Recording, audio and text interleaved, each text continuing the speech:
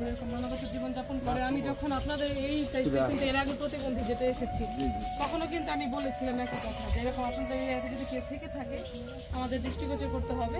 আমাদের সরকারি যে সমস্ত ভাতার আওতায় থাকে আমরা একটু চেষ্টা করবো, সর্বোচ্চ চেষ্টা করবো এদের দিকে।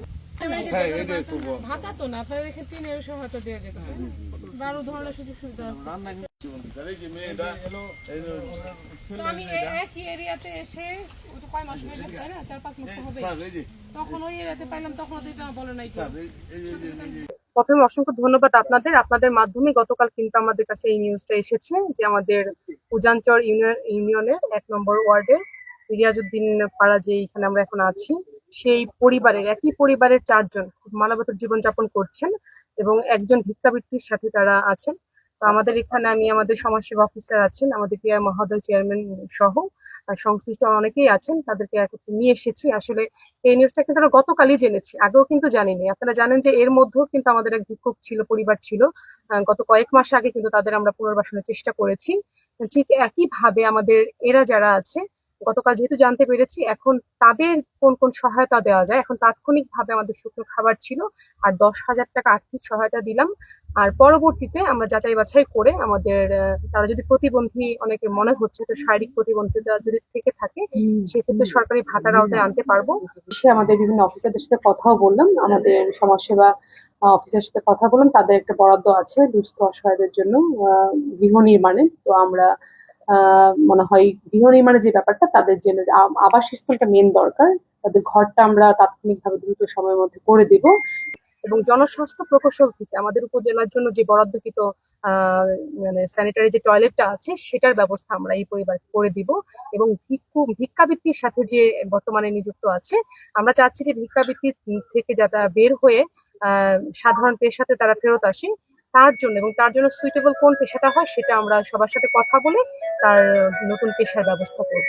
এবং পরবর্তীতে সরকারিভাবে যে ধরনের সহায়তা দেওয়ার তারা প্রাপ্য, সেই ধরনের সহায়তা আমরা অব্যাহত রাখবো। এবং একই সাথে আমাদের এখানে জনসাধারণ যারা আছেন তাদের প্রতি আহ্বান থাকবে, এই ধরনের মানবতার জীবনযাপন যারা করে তাৎক্ষণিকভাবে আমাদেরকে দৃষ্টিগোচর করানোর জন্য। আর আপনাদের অসংখ্য ধন্যবাদ দিচ্ছি আবারও, যে আপনাদের মাধ্যমে আমরা জানতে পেরেছি এই পরিবারের এই করুণ অবস্থা। আমরা চাই সকলের প্রচেষ্টার মাধ্যমে তাদের অবস্থার উন্নতি হোক। ধন্যবাদ। সেটা দেখেন, আপনারাও জানেন না, কিন্তু আপনারা এখানে যারা আছেন, আমি তো আপনাদের এইটা দেখলাম, নিউজটা দেখলাম, ওরা কয়জন থাকে, উনি কি করেন?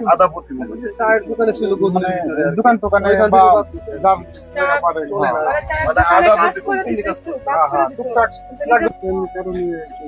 হোটেল টোটেলে মানে টুকিটাকি দেখা গেছে কাজকাম গেলে নাম হলো সব বাড়ি কেউ করেন, আমি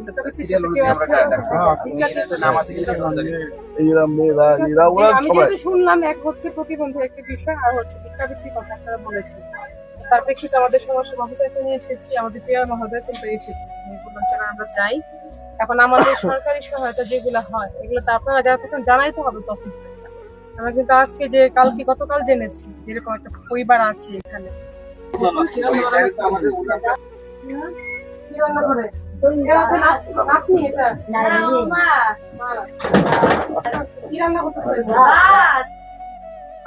দেখে মনে হয় ভিতরে রান্না করে নাকি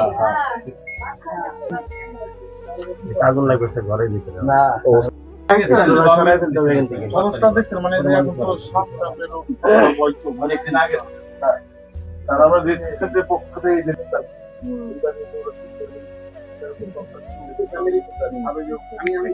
পাইলাম না,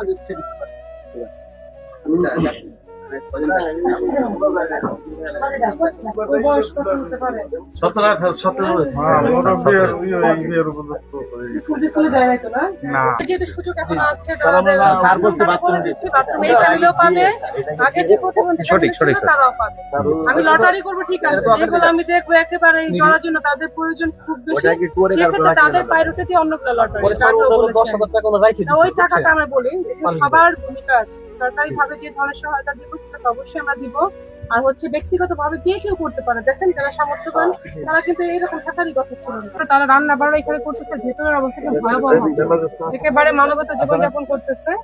তো আপনারা যেভাবে যারা দায়িত্ব নিয়ে আমার মনে হয় দ্রুত মেরামত করে আর রান্নাঘরটা শিফট করে, আর আমাদের যেটা টয়লেটটা আমাদের সরকারি ভাবে জনস্বাস্থ্য প্রকৌশল থেকে আমরা যেটা দেওয়ার সেটা আমরা তাদের দেবো।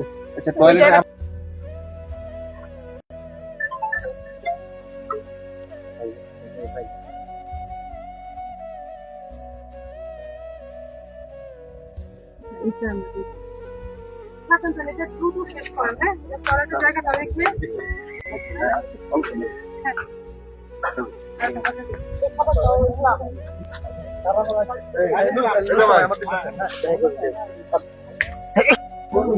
মামারা